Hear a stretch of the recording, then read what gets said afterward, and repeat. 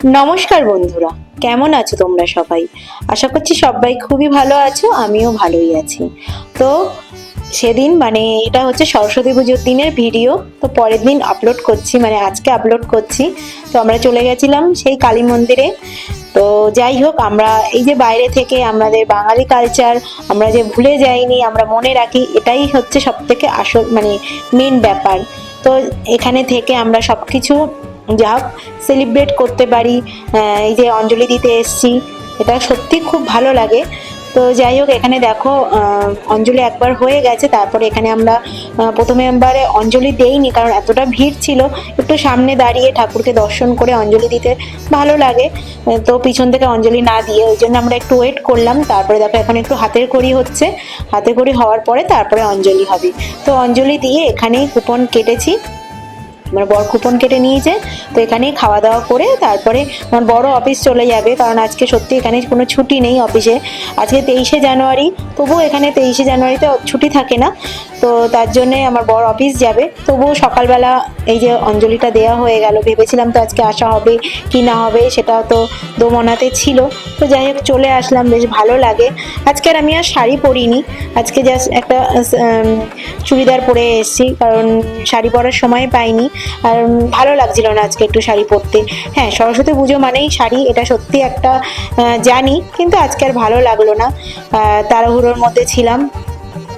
তো যাই হোক, পুজো দিয়ে অঞ্জলি দিয়ে আমরা নিচে চলে এসেছি। এখানে প্রসাদ দিচ্ছে। তো প্রসাদটা প্রথমে ফুরিয়ে গেছে। তো যাই হোক, একটু প্রসাদ নিয়ে নিলাম, নিয়ে খেয়ে তারপরে আর একবার নিয়েছিলাম।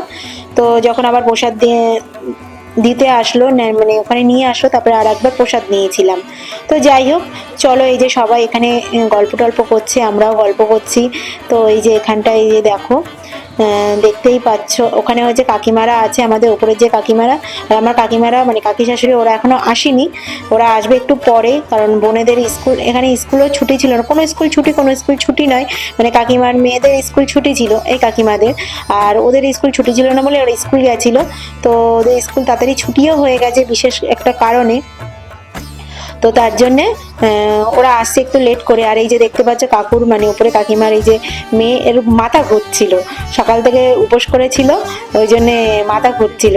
কি আর বলবো, ও তো খাবে না কিছু না, চেহারা দেখেই বুঝতেই পারছো। তো যাই হোক, ও অঞ্জলি টঞ্জলি দিয়ে এসে একটু প্রসাদ খেয়ে নিচ্ছে। আমরা প্রসাদ ওখানে দিয়েছিলাম ঠাকুরের ওখানে, তো ওই প্রসাদটা খাচ্ছে। এই যে দেখো, এখানে নেতাজিকে সম্মান জানানো হয়েছে। তো যাই হোক, আমরা এই যে বাইরে থেকে যেই সব কিছু আমরা উপভোগ করতে পারছি, সব কিছু মনে রাখছি, এটাই আমাদের কাছে অনেক, তাই না বলো?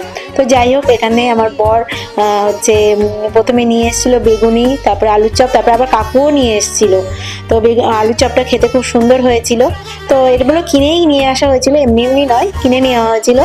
তো যাই হোক, এই যে এখন খাওয়া দাওয়া হচ্ছে। সকালবেলা তো সবার খিদে পেয়ে গেছে, তো খিচুড়ি দিতে একটু দেরি হবে, 12:30টার সময় খিচুড়ি দেবে।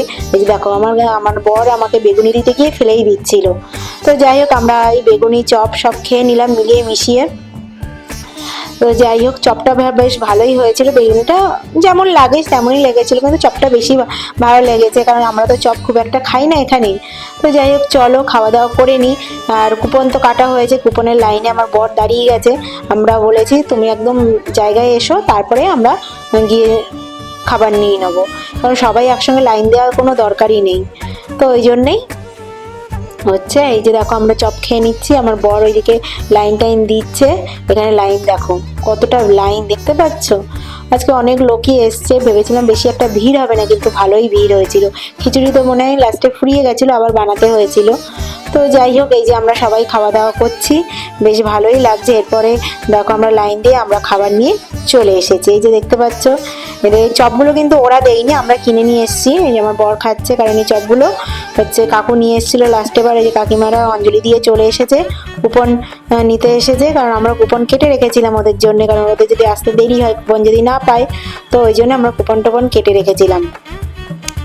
তো যাই হোক, এই যে কুপন আমার বর খুঁজছে, কিন্তু খুঁজে পাচ্ছে না, কারণ কুপনটা তো আমার কাছে আছে, আমার কাছে দিয়ে দিয়েছে, ভুলেই গেছে, আমিও ভুলে গেছি। তারপরে আমার ব্যাগ থেকে বার করে আবার দিলাম কুপনটা, ওরা দাঁড়িয়ে খাবার টাবার নিয়ে আসছে। তার মধ্যে আমাদের খাওয়া হয়ে গেছিলো। এখানে দেখো, চাটনি, খিচুড়ি, তারপরে লাবড়া, আর হচ্ছে কি এই বেগুনি আর চপ নিয়ে এসেছিলাম, আর পায়েস আর পাঁপড়।